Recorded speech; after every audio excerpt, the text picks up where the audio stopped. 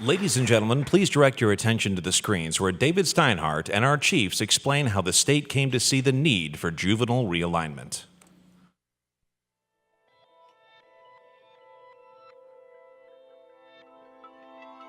What is the measure of success of juvenile justice realignment in California? Did it work?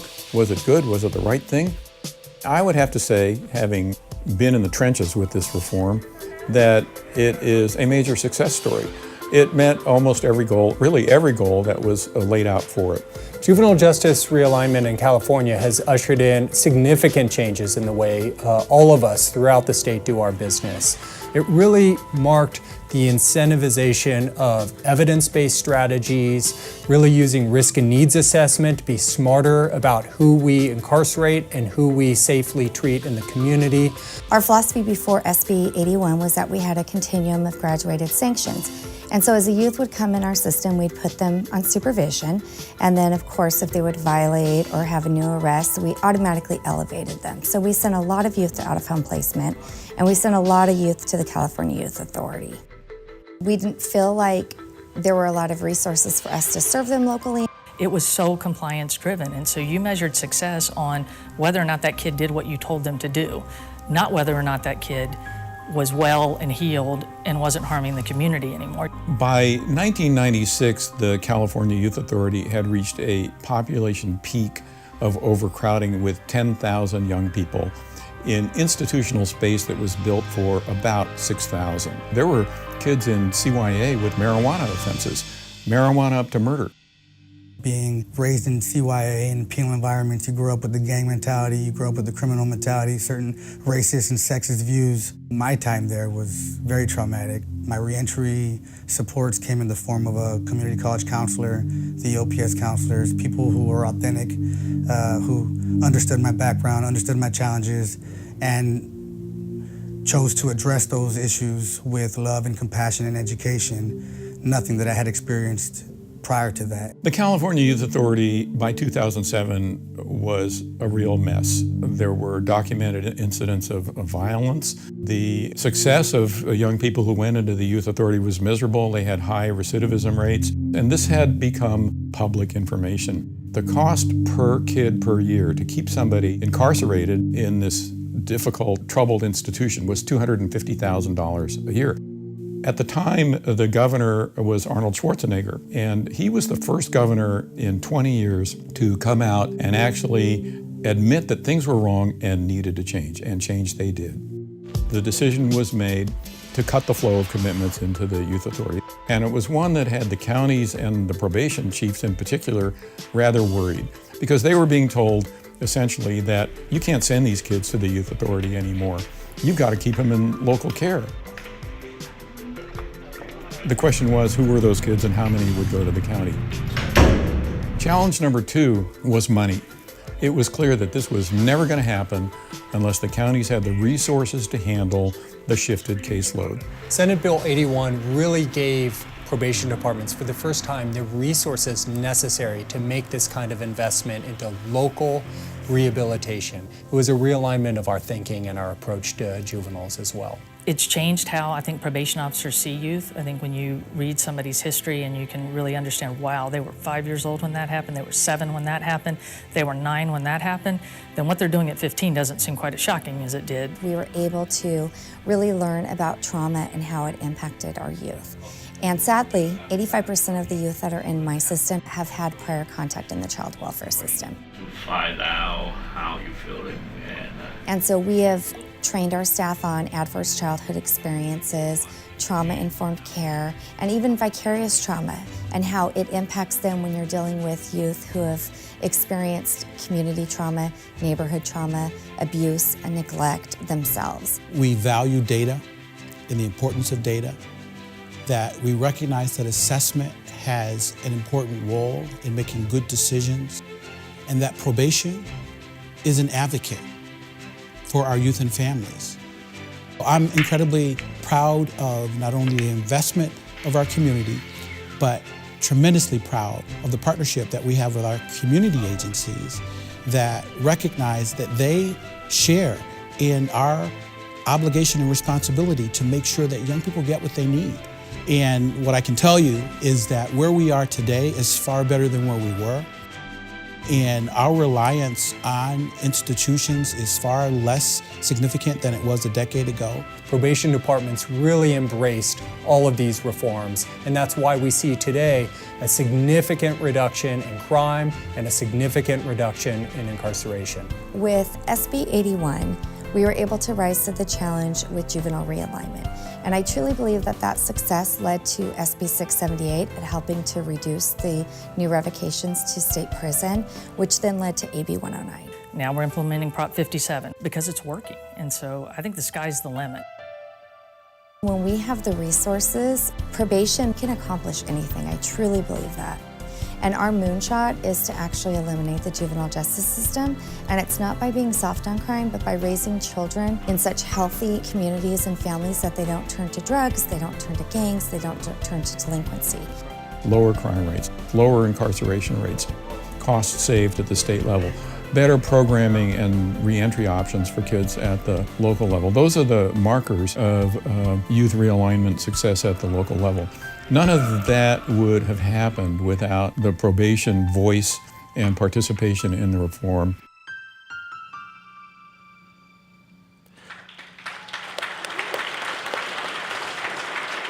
Now, please welcome Chief Jim Salio of San Luis Obispo County and President-elect of CPOC.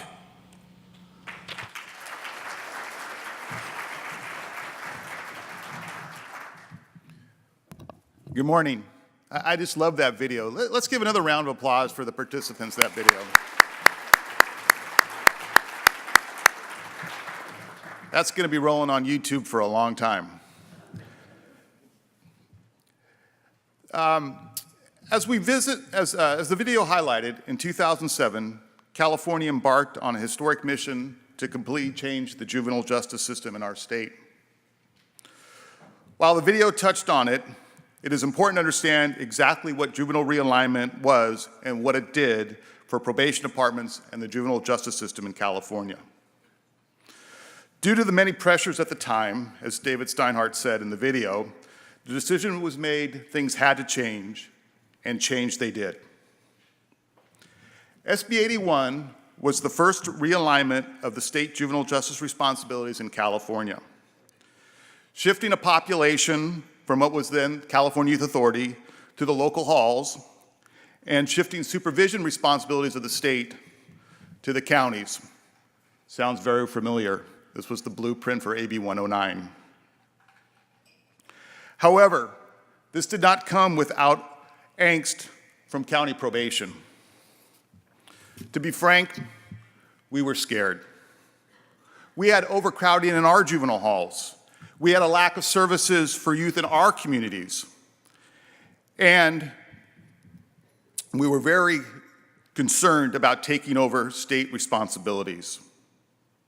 Also, not having the youth authority available to send our most difficult youth was a hard pill to swallow. Evidence-based practices was still in its infancy in many counties, and we felt we were being asked to run before we could even walk. And all this was being proposed with the promise of state funding. Historically, state counties have not had good experiences with receiving state funding. It was all good for a little while, the legislation changed, the leadership changed, and the funding dried up.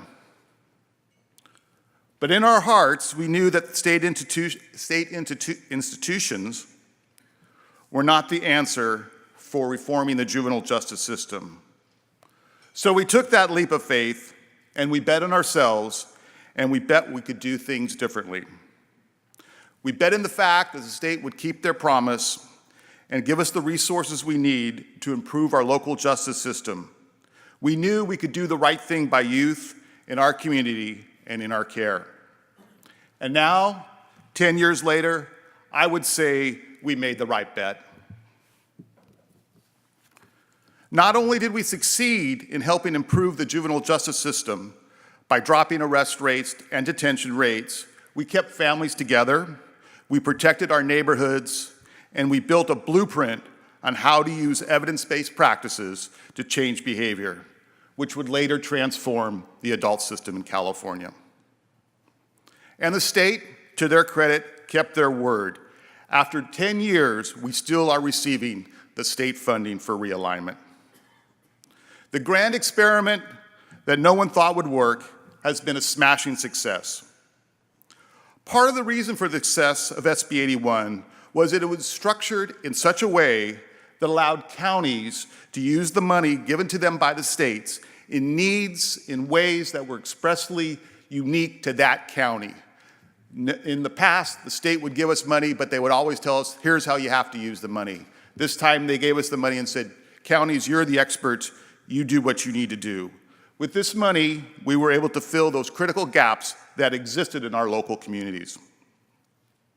We were able to accomplish great things, like working with youth in schools before they even entered in the juvenile justice system. In San Luis Obispo County, we have a program called Youth in Action, where we're working with kids identified by the local school districts in the elementary and junior high. Our one goal in this program, and it's a very simple goal, is keep these kids out of the juvenile justice system. Programs like this and many others you'll hear about today were really able to become fully operational by the resources provided by SB 81. SB 81 was the catalyst to move California forward to rehabilitate and reform the juvenile justice system in California. SB 81 allowed for a clear continuum of evidence-based services within the juvenile justice system. It allowed DJJ, or the Old California Youth Authority, to restructure itself to be able to serve the most serious youth. It allowed us for funding for prevention and intervention services while allowing DJJ to restructure their delivery system. As the video touched on, this reform that moved California toward a locally controlled, risk-based juvenile justice system that relies heavily on data and evidence-based programs is working.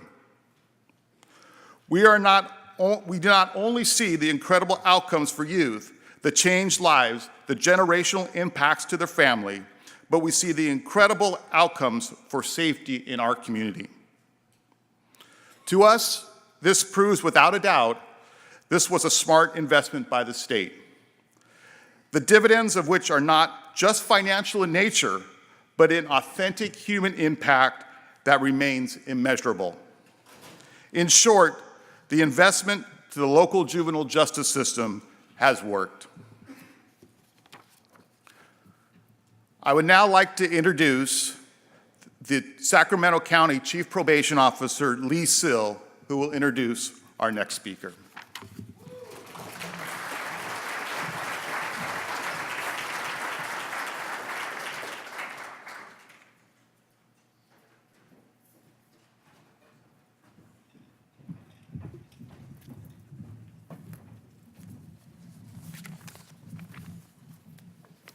Good morning.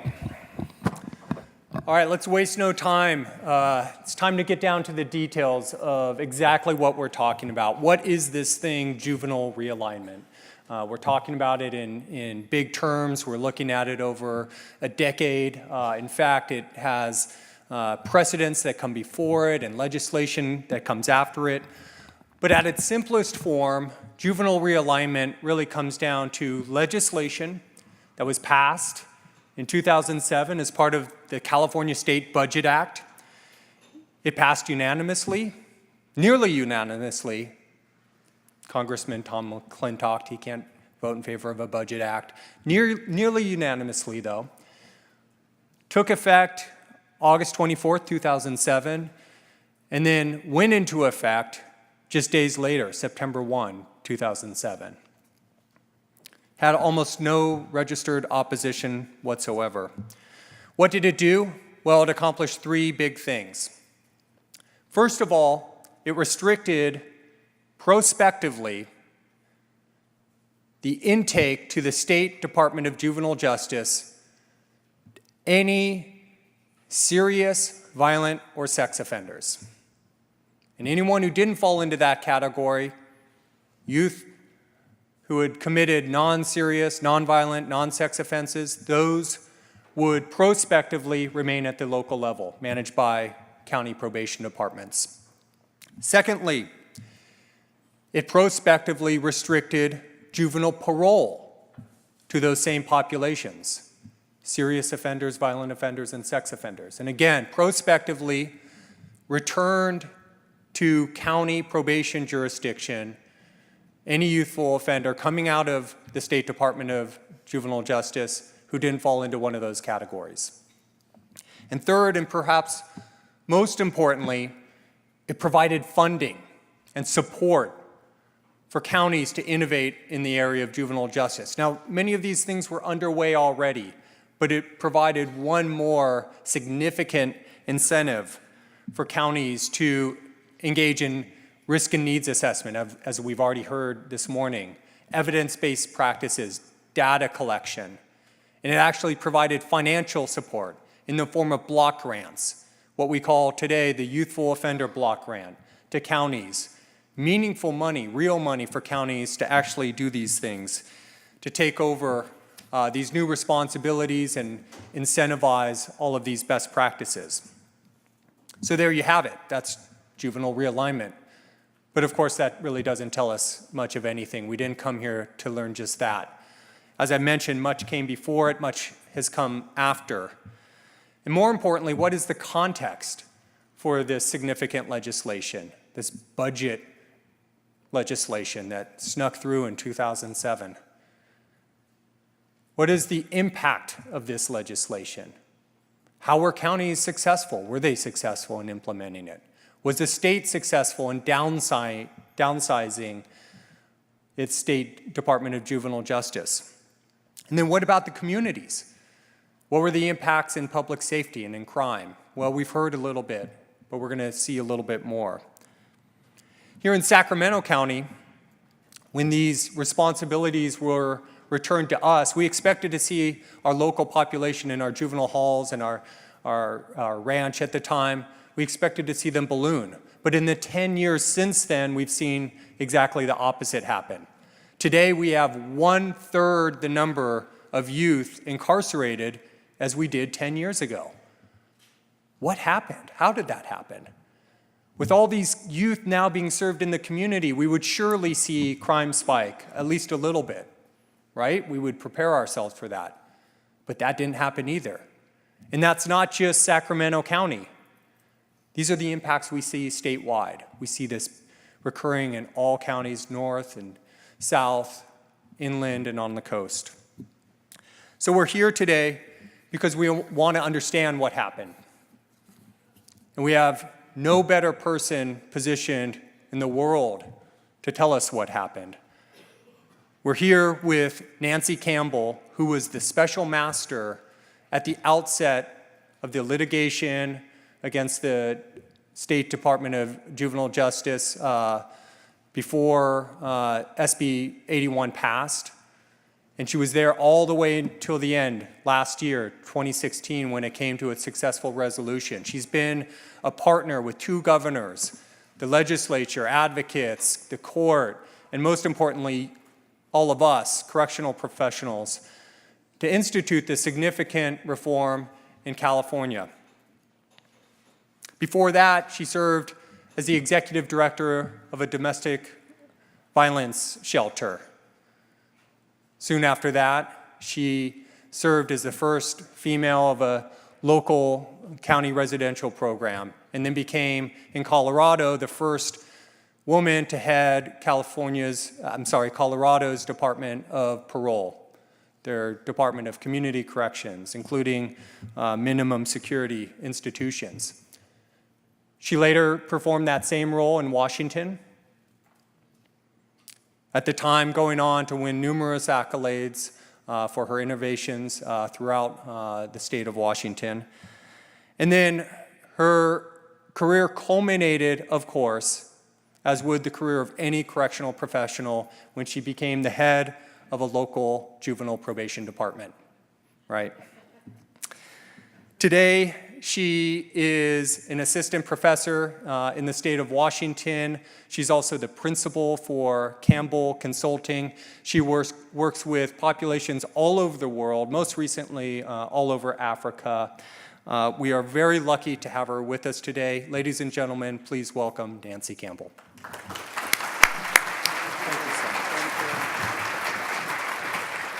Thanks, Lee.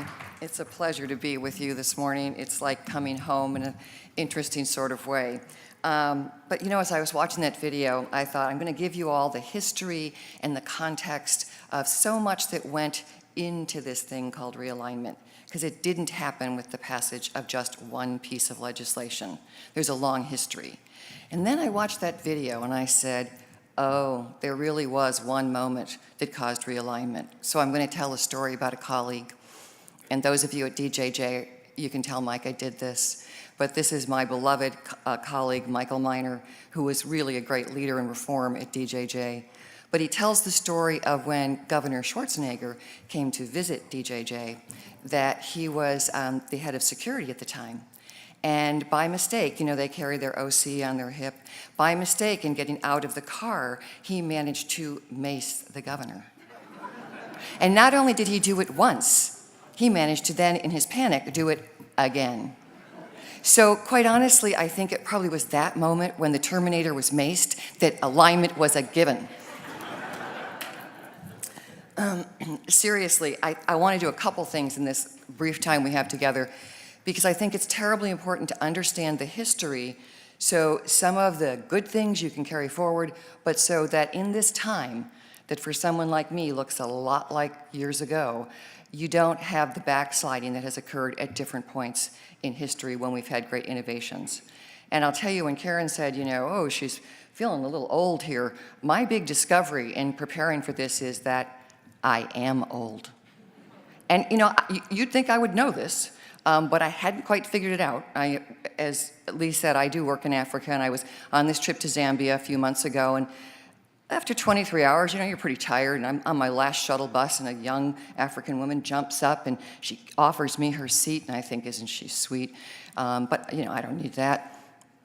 But when I started to actually look at this history and realized that the last time I was doing presentations to groups like you, computers were huge mainframes that were tucked away in rooms. What we did is we hauled our overheads up here to the overhead projector and we flipped them over and over, because there was no PowerPoint, folks. There were no laptops. And the time I so recall doing that all across the country was when there was this young researcher at the Rand Institute here. And her name was Joan Petersilia. She was working on her PhD. And she'd done this lovely study. And for someone like me, who was a probation chief at the time, it was just what we needed to prove that those who were sentenced to probation would have lower recidivism rates than those who were sentenced to prison. Nice match sample, and in these days, this is the 80s, we didn't have a lot of good data, so this study meant a lot. It particularly meant a lot because in 1976, this guy named Martinson came out with a meta-analysis that said rehabilitation does not work. One study, folks, one study. And it took off, and we suddenly were in a reactive mode trying to fight for our lives to prove that probation does work. Now that study that I ended up going around finally all over the country, there was another Californian that embargoed that study for a year. Again, I love Joan, I wasn't so fond of this guy. His name was Ronald Reagan. And his administration did everything they could to bury that research. And his administration did everything they could to promote fast-track construction. We finally got it released, and along came, you know, the overheads, and we went everywhere we could to try to tell the story of what probation is capable of doing, whether it's adult or juvenile, and we couldn't get it heard. So I want to share with you what led up to juvenile realignment, what you've done, which is remarkable, and I would agree with your AG, it is, you are number one in this. Even though you weren't the first, you did it in a way that California typically does. You were the biggest, you were the best, and it is the most remarkable. But I want you to remember, now I look out and I listen to the media and I listen to what's going on, and boy, it feels like the 1980s to me again, folks. and it worries me greatly. So I'm going to argue, I want you to really sing the song of what you've accomplished. I'm going to ask you to keep digging on the research, because it's essential that you both know your history, so you're prepared if things go south, that you have the data you need, because what you've done, I don't want to see it go away, because it's truly remarkable. So the old lady's putting her glasses on, and let's see if she can learn how to use the little flipper. Maybe, maybe not. There we go. Nope. Yep. So what strikes me that's really interesting to me is that some of you really don't know the history of juvenile corrections here in California. And see, I'm old enough that when I was in graduate school at SUNY Albany, we had all the greats there. You know, University of Pennsylvania, Berkeley had gone under, SUNY Albany, all the great researchers and all the great criminologists were pretty much in those two schools. You know, a few flung around the country. But there was this woman, Marguerite Warren, one of the few women who was actually in the field at the time academically, and she had worked for years at this place that, as a New Yorker, I'd never seen, but I kept hearing about, which was CYA. And CYA actually was, in its time, in the 60s and 70s, the most renowned juvenile system in the country. And she did a study called the California Treatment Program for 12 years, where she studied what different kinds of programs, because CYA had so many different kinds of programs at that time, what type of youth should be assigned to that program, and does it make a difference? Her research at CYA in those days is actually what is the basis and foundation for what we now call responsivity. And that all came out of California. And other people came out of California in those days, out of the juvenile system, like Ted Palmer. Ted Palmer was a great researcher that was at CYA. He was one of the guys in the vanguard that pushed back when they said rehabilitation doesn't work.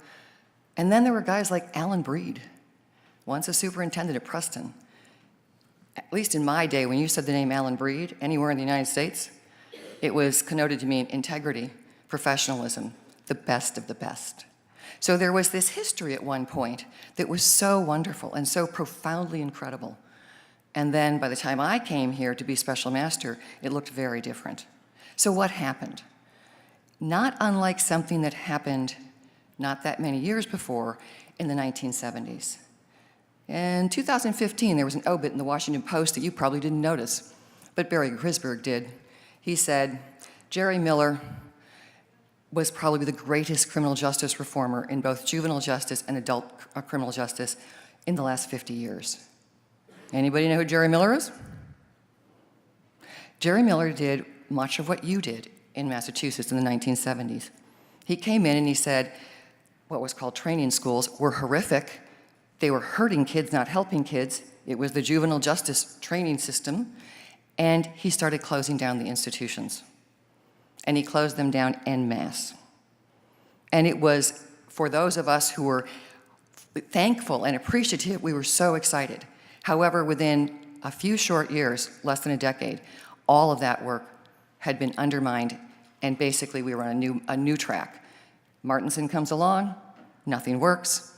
The Reagan administration comes in, and the goal there, folks, was clearly we need to incarcerate the more people for longer lengths of time. That was the goal, and we did. It was all about locking people up. And one of the things you have to remember is when in those days, if you look at this quote, we functioned on beliefs. We didn't have good data. Belief, was you went before the legislature and you tried to convince them with your heart and soul and your anecdotal data. But notice what Jerry says here. It's terribly important to remember that it's not just about the data, it is about beliefs. So we have to combine those two things when we think about what are we doing, where are we going. But belief is not enough. So, in those days, data was limited. The advocacy movement was trying to stop the abuses of juveniles. Laws had just been passed giving them some of their basic rights. Guys like Jerry Miller were being courageous and doing things that were phenomenal. Martinson comes along and says nothing works. And basically, by the 1980s, the mid-1980s, we are like the little kids with the fingers in the dike trying to stop the onslaught, which was saying probation doesn't work, parole is disappearing around the country, probation's being cut back, and we are in a reactive mode. So what happens? How do we fight this in those days, and I tell you this little bit of a story because you want to think about it in case it happens again. People fight back in a quiet way, and notice there's a diversity of people who fight back here. And they're not organized together, but they become organized. Some researchers, like your Ted Palmer, say, this isn't real. I've got data that says otherwise. So does Joan Petersilia. And then those fabulous Canadians start doing meta-analyses. They start saying, oh no, look, there actually are programs that work, and we can tell you with specificity what about them makes them work. And then we get guys like Ed Latessa, where they're developing now schools of criminal justice that just aren't research schools. They really are schools that focus on how to help us as practitioners. And guys like Ed gets out there and starts sharing his data. And if any of you, I'm sure you have heard Ed Latessa, you know that he could convince anybody of anything. He's so charming, but he's got his data. So the researchers teamed up with the practitioners and got out and about and started telling the story. And the practitioners didn't give up. Guys in the feds who, despite the fact that they were being told not to do things, said, well, we're going to kind of get out there and talk about what does work. Dave Dillinger, Kinzinger, George Kaiser, they just got out there and said, we're going to do this. They started making associations. At that time, APPA, frankly, was going under, but saved it, ICCA, and they started talking about this research stuff. And the bureaucrats combined with the researchers, combined with the practitioners, and then the foundation started funding, and then we were off and running again, showing that what was possible. So, that history to remind us that what we know is right can disappear very quickly on us. And to prevent that, we have to partner together.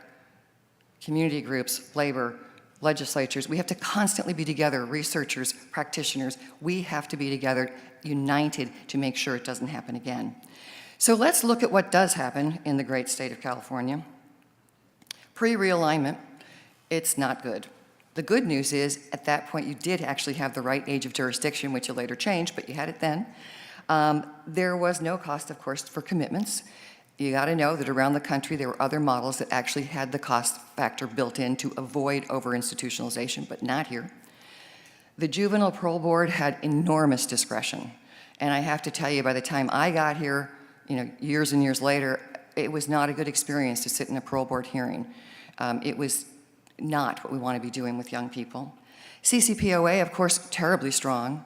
Lovely article one time in the Olympian, in the Sacramento Bee, that was talking about how they thoughtfully and carefully fought all legislation in this state that would have stopped the over-institutionalization.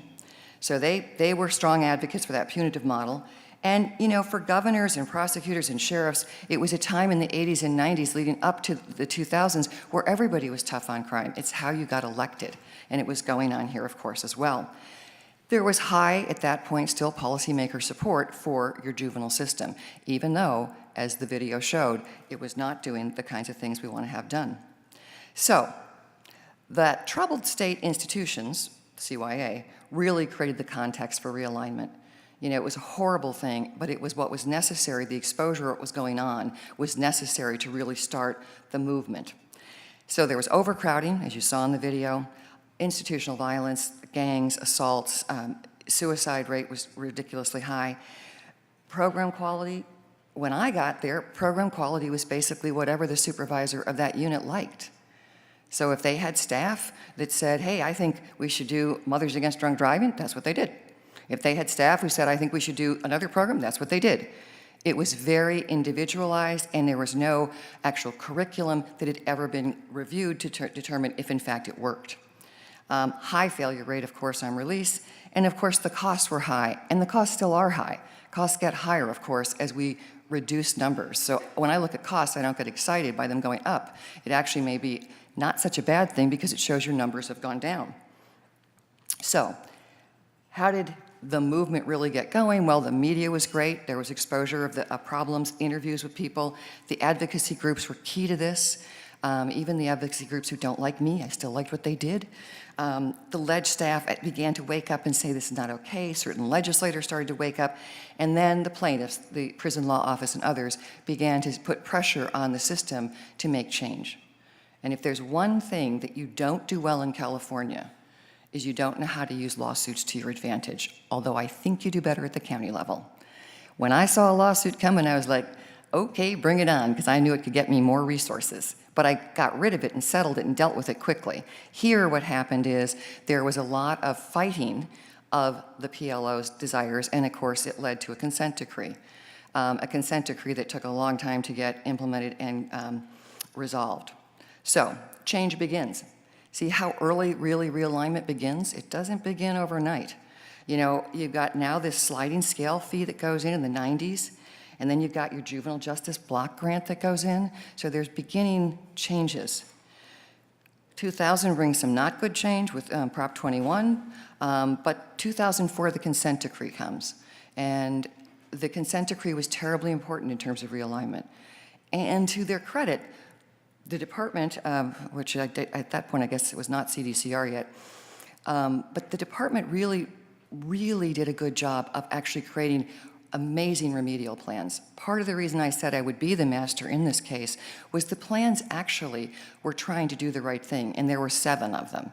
It was daunting. It was a complete reform of the entire system. It was unlike anything I'd ever seen in a lawsuit before. But really thoughtful, well done, trying to base the reforms on what we knew at that point in terms of research. Now, we'd like to all say it's all about CYA and DJJ and how they were so bad, but y'all were being sued at the county level too. You know, your detention centers weren't doing so well, some of your camps weren't doing so well, and I don't know all of them, I just threw in the ones that I remember, you know, Sacramento, San Joaquin, you got lawsuits going. And others, you almost had lawsuits, but you wisely negotiated them away. And then, of course, there was the CRIPA lawsuit for LA County. And so LA County also was under a consent decree. So, this is interesting and something to remember. This is the amazing part to me about you as Californians. You were so behind the times, folks, in terms of evidence-based practice. In the 90s, I'm doing juvenile probation in Washington State. I'm a chief. And I come to that from the adult system, and I'm shocked at how they're so backwards. They get a block grant from the state, much like you did, and they're doing things like scared straight. I mean, we knew things like that increased recidivism by that time. They're doing programs that don't even make sense. So, much to the chagrin of my colleagues, in '98, I went to the governor, who happened to be someone who I knew, and said, could you get this law passed quietly? Don't let anybody know. Not the right thing really to do, but it worked. And we built into law that in the juvenile justice system, if you got state dollars, you had to have a validated risk and needs tool. You had to have a case management system. And unlike the adult system, by the 90s, we knew what worked in terms of cognitive behavioral treatment for kids. And at UC Boulder, Del Elliott had developed the Blueprints program. So I literally said in that law, there's the 5 programs that the state will fund, they won't fund anything else. And we got the law passed. And it transformed the juvenile justice system overnight in Washington State. And that was going on all around the country. And you guys weren't even on that level yet. You weren't there. But some guys in NIC on the adult side are looking at you saying, this is not okay by the early 2000s because you really still had not come out of the Get Tough movement. That movement took such hold all across the country, and you're such a big system, it's so hard to change things here, that had not begun to change here where it had in the rest of the country. So NIC said, we're going to put money into literally getting into California probation systems and trying to change them. So I talked to some of the early consultants because I did some of the work with some of the jurisdictions, Orange, Imperial, San Luis Obispo, and please bring me back to San Luis Obispo. That's such a lovely place, and the wine is so good. But we went into these jurisdictions with the leadership team in the probation department, including juvenile, to start to teach about evidence-based practice. And then Karen, Megan says hi. I talked to Megan, one of your consultants at the time, who worked with you for years. On the adult side, you really began to push into the implementation of evidence-based practices. And what I love that you did is you use CPOC as a resource. As one of the presenters said, you don't dictate here to the counties. You say, Kern County is different than Sacramento County, so we're going to be a resource to you, but y'all do what fits for your jurisdiction. And of course, that's the best way to make change. The good thing that started happening in juvenile here is the JDAI. How many of you were JDAI sites? Anybody remember? The sites here that were JDAI just rocked it. All of a sudden, around the country, with those grants, Santa Cruz, Sacramento, lots of you started to do amazing things of reducing your detention populations and really pushing out and partnering with community vendors as well as your staff to have community options. So what's a little different for you is many states were much more unified in how they approach things, and you were more compartmentalized. I would argue that makes for better long-term change. I would argue that that was the better strategy. When you impose it from the state, it's never well received at the local level. So, the last bullet here about, it's really too bad the adult system doesn't learn from y'all. You know, I've sat many times, you're gonna have some great people here tomorrow, Scott Kernan and others from CDCR, and said, look at what we did in the juvenile system. Look at how you could change the way you think about force.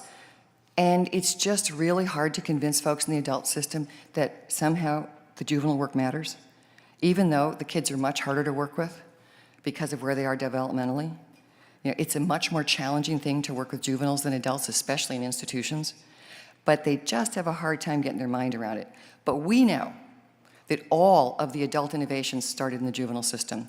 Work release, parole, in the early days, in the 1900s, all of those innovations started with the work you do. So keep going, because there's lots of things you can teach the adult systems. Now, so here's when realignment really hits. So what is it? What did the law do? Well, the most important thing, as has been said by Lee, is you banned the state commitments of nonviolent juveniles. And that's huge.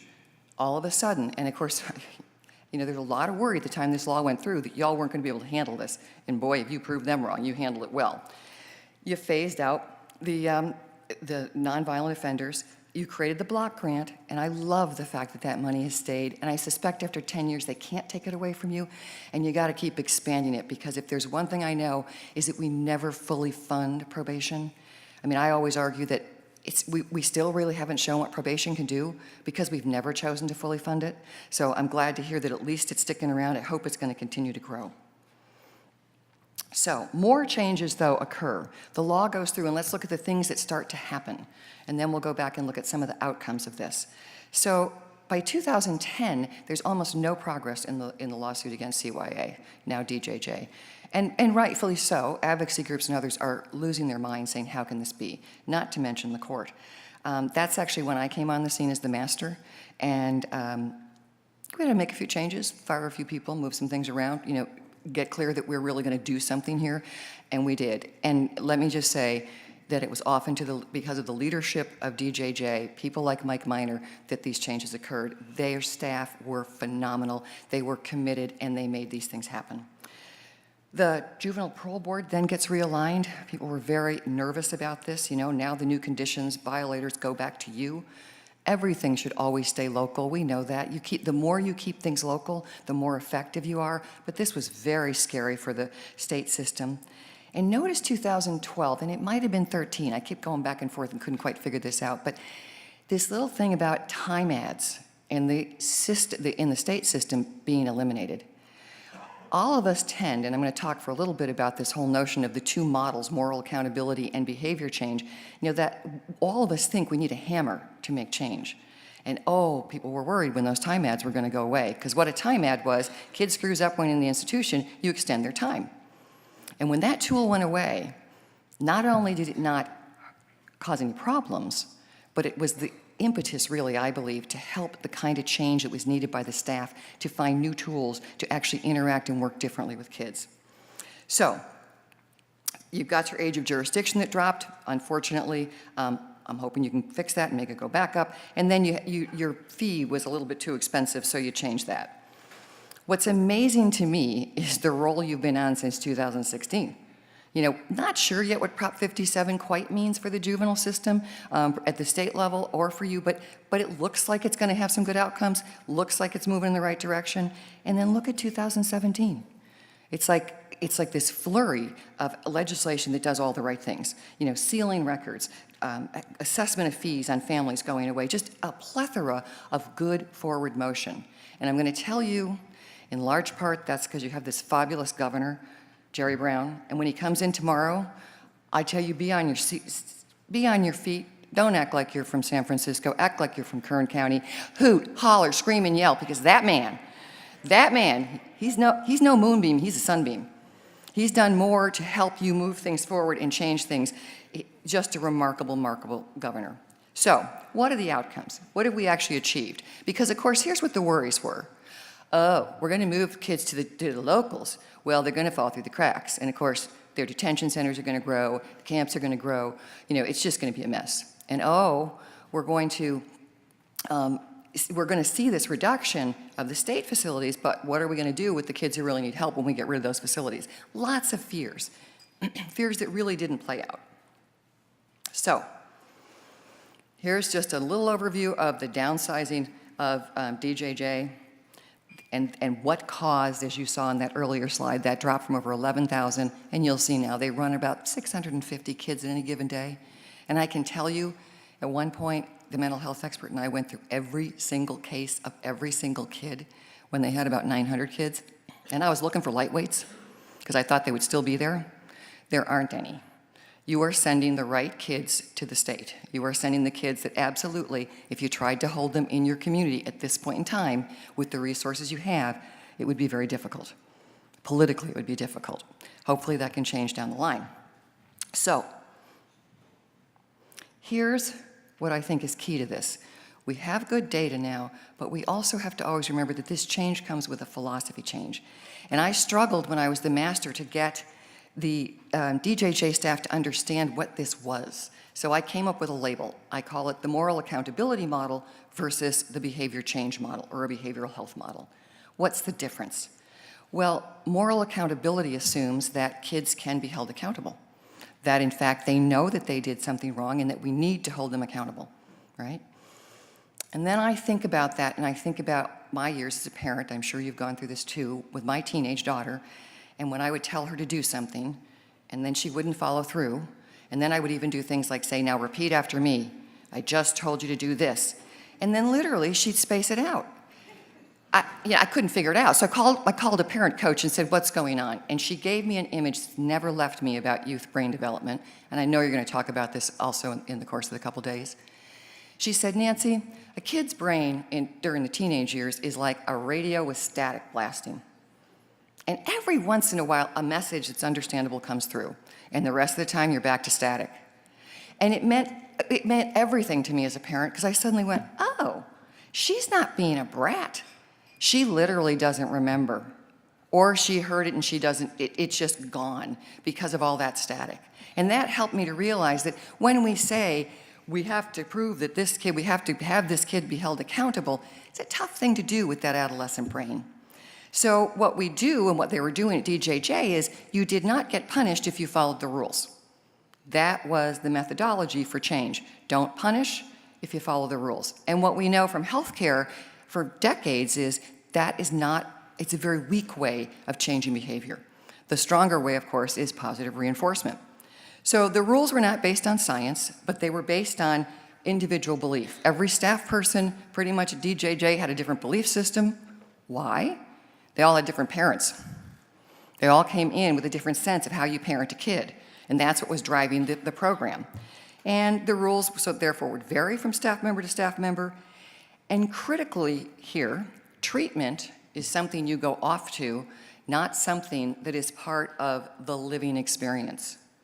So instead of having everybody, custody staff, treatment staff, management staff, the janitors, everyone, knowing what the treatment model is and engaging in it and using the same language, it was bifurcated. So a kid would go off to treatment, be told to act in one way, and then come back and watch an adult do the exact opposite. Worse, watch an adult do something abusive to them and to friends. So that model wasn't working. To shift to that behavioral health model is a tricky thing, because now you have to have an underlying theoretical model. So in Washington State, for example, in their juvenile state system, they're over 20 years now drilling onto dialectical behavior therapy. They've stuck with the model, they keep pushing that model, and of course now everybody has the same perspective, everybody understands what we're talking about, and so the level of change becomes much easier. The other thing, of course, we know is you have to use evidence-based programs. Very tough thing for staff when you say you have to follow this curriculum. There's this thing called fidelity. And they don't really want to do that. You have to follow the curriculum. So it's a hard shift. The other thing, of course, is that the rewards have to be good enough that a kid wants to follow them. These kids are influenced, of course, tremendously by their peers, so you better have some darn good rewards that are influential enough in their lives that they're going to want to make change. And of course, all staff engage, and then, as Alan said in the intro, data has to guide everything. You have to create the data systems where you're able to show your staff and to look at for your own self, is it working? And that has to be the day-to-day data, and it also has to be the long-term data. So I'm going to talk a little bit later about intermediate measures and why it's terribly important that you all have got your data traps set up, because when people push back and tell you what you're doing is not right, you have to have, we don't have the recidivism data yet, so we have to have the intermediate data. So let's look at the good news ever so briefly. As has been said, the court commitments to DJJ drop precipitously. I mean, you just, down they go. This, to me, this slide, I got this from Lee. I said, tell me about the transfers to adult court. This speaks not just to your data, this speaks to how you're practicing, folks, because we know how this works in local probation.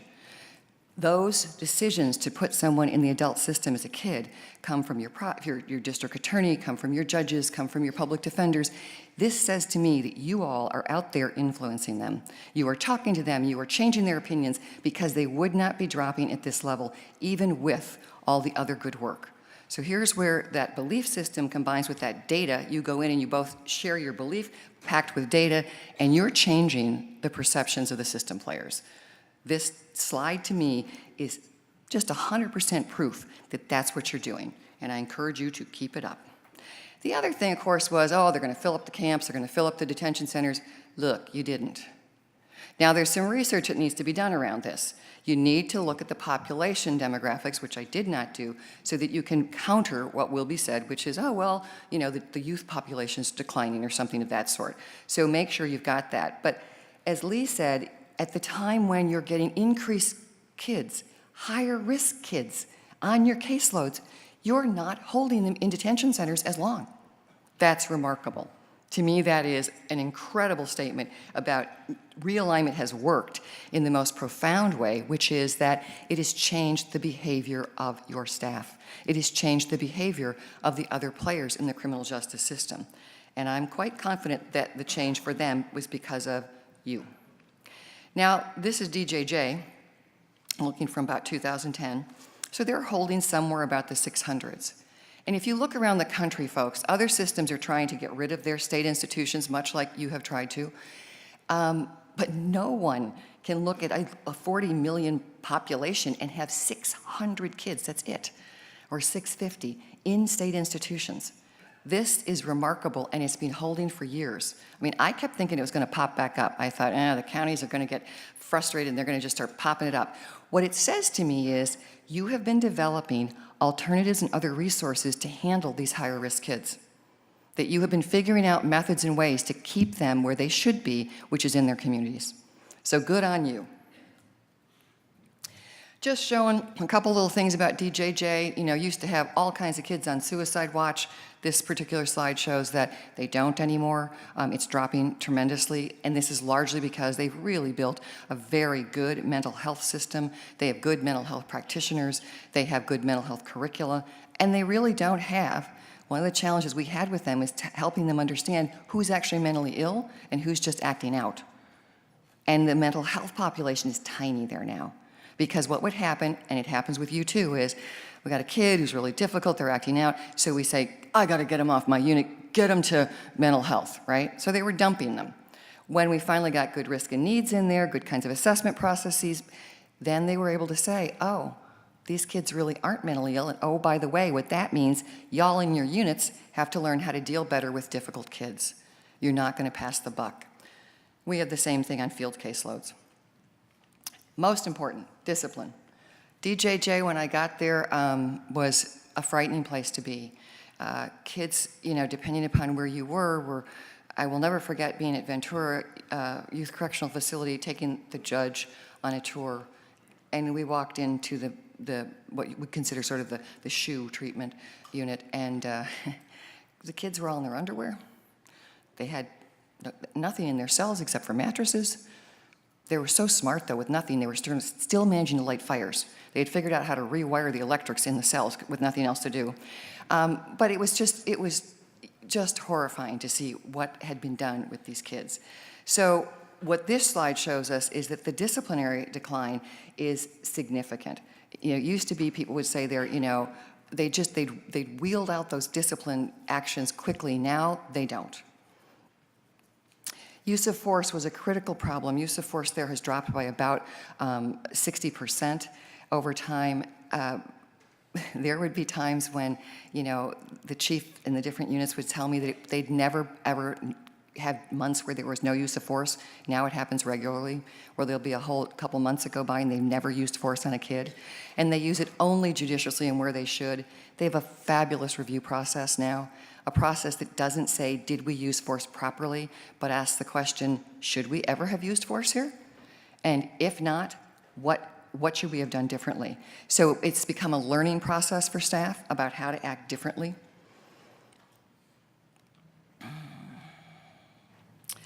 There was a unit, what sort of is their SHU, called the Behavior Treatment Unit. This is where kids would be sent to stay if they were really troubled. When I got there, the kids sometimes were there for over 2 and 3 years, and they were in their cells over 23 hours a day.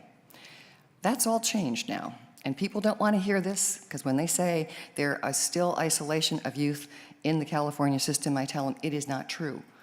That is not true. There is no such thing anymore. All the kids, they're in, this unit now is being turned into the ER of the DJJ system. It's viewed as when a kid's really having problems, they come here and you give them not less but more treatment, you give them not less but more interaction, and these kids basically now stay very short-term stays. I was looking at a snapshot the other day, the youngest facility, OH, where they have the youngest kids, no kids have been there for more than 60 days in years. They just get them in, get them out, get them in, get them out. And that's what they're supposed to do. Where they have the older kids and more challenging, instead of seeing kids that are in there for 300 and some days, we see kids now that are in there for typically 60 to 90 days. I saw a couple that were there for 120, 240. Sometimes what happens with those kids is when they're gonna be released, they start to decompensate, they start to go down, so they let them stay in that unit and actually parole them from there because they don't want them to fall apart, they wanna help them. But basically, the change in this is incredible. The kids, if they're in the unit, still go to school, they go to treatment. If they're a graduate, they find other things for them to do, but they're out and about and engaged. They're not anymore sitting in a cell isolated. So it's a remarkable change, and hopefully one that will continue. I know that they're looking at their data constantly and trying to improve all the time. The other thing they did is that they made it so that if you have a kid that goes to this unit, you go with them. In other words, the case manager has to go with and visit them every day. So they created workload, if you will, for people, so they can't just dump a kid. And so the staff now are very judicious in when they send a kid there, because it means they're going to put a lot of time and energy leaving their unit, going to that unit, and it eats away at their time. What substantially changed the system, which people resisted, was the notion of positive reinforcement. And we started this program in the BTP, this treatment unit that held the kids who were the most difficult. And you have to understand, at this time, I literally had the plaintiff and the defendant trying to convince me that we needed a super BTP. We needed to take these kids that they simply couldn't figure out what to do with and put them in something even higher custody, which we would have had to have built to do it. And I simply said, you're wrong. You haven't tried yet a true behavioral treatment program. So our mental health expert came in and he created a program of reinforcers. And we started with candy. And of course I got called the candy lady. It's not gonna work, these guys are tough. Well, in fact, a couple of months later you go in and the staff are saying, Nancy, these kids say please and thank you now. It's very strange. And Nancy, these kids will go in the day room with other gangs now. Well, over time, they learned, and this was the beginning, that yes, in fact, when we reinforce the positive, when we reinforce the behavior that approximates what we want, we get better change. And that is a system now that is everywhere throughout the state institutions, and every day they're counting positive checks. They're counting and saying, who's given how many positive checks? And they not only do it at an aggregate level, but they look at which staff. And as you can see here, support staff, custody staff are lower, treatment staff being the highest, and education in the middle. So this tells you, if you're the manager of the unit, who's not participating in this program? Who's not using positive reinforcement? What do I need to do to change? So that system has worked, and now they're seeing constant progression of the kids across what is also their level system. So you have to have some system that changes the behavior of the staff and the units, of course, and they've managed to do that. Now, just very briefly, 25, 30 girls you send to them, they're all very challenging kids. And boy, were there problems in the beginning, and this was true for boys as well. Kids would basically say, act out in school, and then they'd send them back to their unit. Well, they figured out, the experts, that no, we'll create another program for them they have to go to, not make this appealing, and notice how few absences there now are for girls in school. They created a separate school for them, they've created alternatives for them, and now these very troubled kids are graduating. Same thing is true across behavior reports. Look at 2016. There's almost no behavior reports coming across from girls. And you know, I love working with girls, but you will hear anywhere on probation, in detention, in a camp, in the state system, girls are harder to work with. They're so difficult. This is proof that they're not. Girls are different. They require a different skill set from staff, but they are remarkably doing well. And it's one of those sad things where the state institution has developed this expertise because it simply doesn't exist in most places. Unexcused absences across the board. This is one institution, down less than 10%. Your state public school system, because we looked at this, runs probably about 15% in your public schools. They've managed to go lower, and that's something that they should be doing. So the real question is, this all sounds really good, but is it real? Are the trends holding?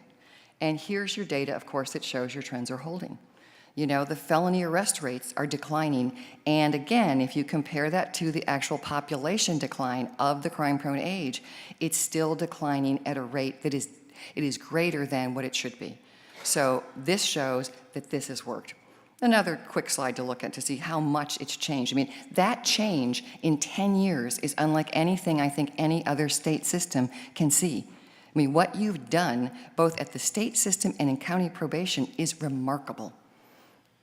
Misdemeanors, same thing. You know, so we want to make sure that we've got both misdemeanors and felonies dropping, that we're not changing and shifting, and you're not. Here's what is most heartening to me. When, in the early 2000s, when folks were coming in, including myself, trying to talk to you about evidence-based practices, you were a decade behind. You are now so far ahead of the game, it's unbelievable. The programs that you have are all the critical programs, and again, when I look at how they're spread, they're different across counties, and that's okay. You're using what you should in your local community to the best ability that you can. And the fact that you've got these programs, look at this in terms of ART, how often you're using it. You know, interactive journaling. You're using all evidence-based programs. What you're also doing, interestingly to me, is you're doing it both in the community and in custody. So my hope is that you're creating a continuum, you know, where you start a CBT program in detention or in a camp that then you can transfer to outside. That's really tough to do. My guess is you're on the beginning end of that, you know, the beginning part of that spectrum, but you really need to figure out how to do that so that can continue. Now, what's interesting to me also is you've done a good job of partnering with your community-based organizations. But that is not to say that you're also not having your staff deliver programs. And I'm a big believer that you need to do both. You need to do both. Your staff have to deliver these programs, otherwise they don't have the language, they don't understand what's going on. Otherwise, in probation, you're doing what we do in the institutions, send the kid to treatment, but act differently. You have to be sending the kid to treatment, but you really have to know that treatment program. So when I'm working with him or her, I can really make sure that what I'm doing with them aligns with what they're getting in treatment. So DJJ is using similar programs to you. You know, obviously there's a smaller cut than what you're using, but basically the same ones. And then the recidivism rate issue. This, of course, is the big kahuna, isn't it? So what do we know? Well, we don't know much yet. DJJ, the good thing is the CDCR is committed to having a recidivism study done every year. They've just done their first one, and it basically looks at the 2011 to 12 cohort. So that's so early on in their development of their integrated behavioral treatment model that really we would not expect a reduction in recidivism, and they don't show it. What they show is basically about a 30%. What they're measuring is return to DJJ and return to CDCR DAI within 3 years, which is the right thing to measure. They shouldn't be looking at arrests because really kids drop off after arrests. You know, some of them are resolved. 30%, 37%, it's not great, right? But it's also not bad. It means it's a good 60% are still doing okay. The question is, what will happen in the next, I would say probably not the next study, but the study when you start to show kids about 2015, 2016, that will start to tell the tale of did it work? And the same thing's true for probation. You've got to start having studies that show recidivism down the road. But now you have to work on intermediate measures. Now you have to be able to show all the intermediate predictors of recidivism. So you want to show completion of the CBT. You want to show completion of education. You want to show reduction of violence in your camps, reduction of use of force, all those things that are the intermediate measures. That's what we've got now. That's what we have to talk about now. But we have to keep on marching on that, really being able to drill down and study the ultimate outcome, which is recidivism reduction, because that's what this is all about, right? So, here's my worry. We're in a time when I listen to the rhetoric coming out of the federal government, it's at best confusing, at worst to me it's frightening. When I listen to Jeff Sessions, I hear get tough on crime. I'm hoping that your legislators, your local boards of supervisors are more sophisticated. They aren't going to fall for this again. But I didn't think in the 80s they'd fall for it as hard as they did. And they really did.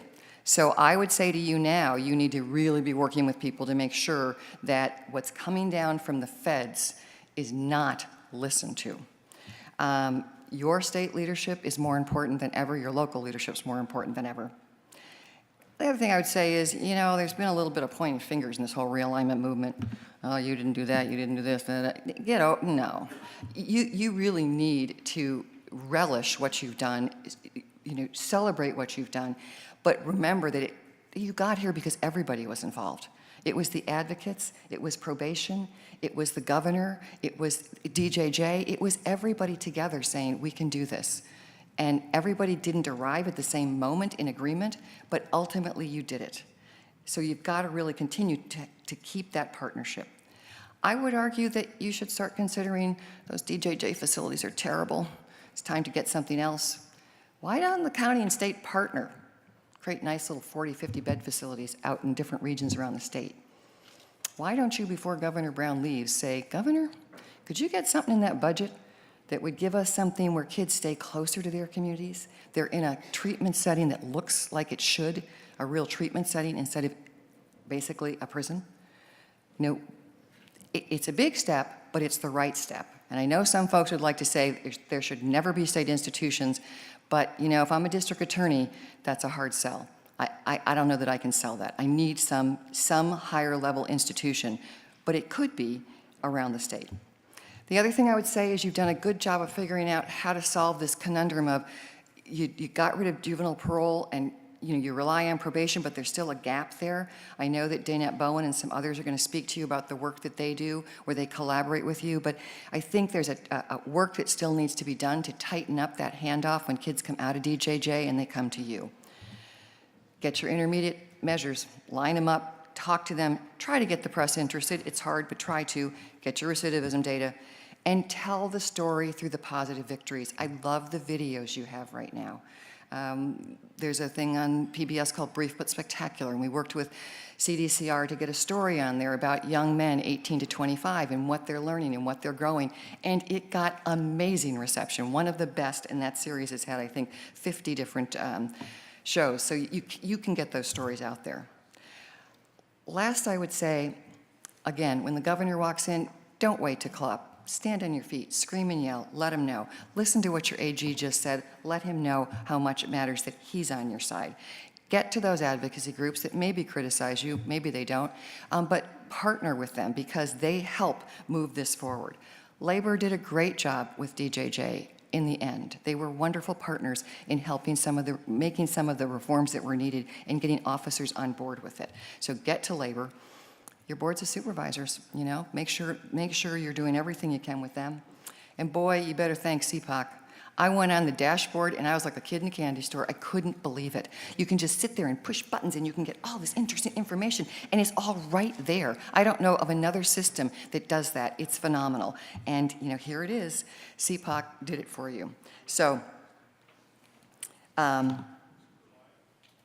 but not least, remember you've got the greatest motivator of any sector in terms of people who want to work for you. You have purpose. You have, I'm making a difference. And what we know about the motivational research is it's never money that motivates. It's nice to you have to make enough money that you're satisfied in life, but the true motivators of what changes behavior and what causes people to stay longer hours, hustle a little harder, it's all about that they feel like they're making a difference. So you need to remind people in your staff, in the community, how they're making a difference. And the thing that's most important, particularly for those of you here in management, is you have to practice parallel process. Parallel process is where we are modeling what we're asking them to do with the kids. The way we interact with our staff is we are using motivational interviewing. We're using responsivity. If we model that, then they can do the same. So I would say this in closing, that you are number one. You're number one in the way that you came from behind, guys. You came from behind and you just went whizzing past everybody else. What you've done in terms of realignment, you have proven that kids should stay local. You have proven that if you get the resources, not that you have enough, but that if you get the resources, you can develop programs that are evidence-based, that produce results. It is not to say the game is over. You have a lot of work ahead of you, but you have proven what we have always known, and that is that it is better to use the services of your local community, particularly for juveniles, but for adults as well, if you want to reduce recidivism. So folks, congratulations, you've done a great job. Keep up the good work, have fun and celebrate. Namaste.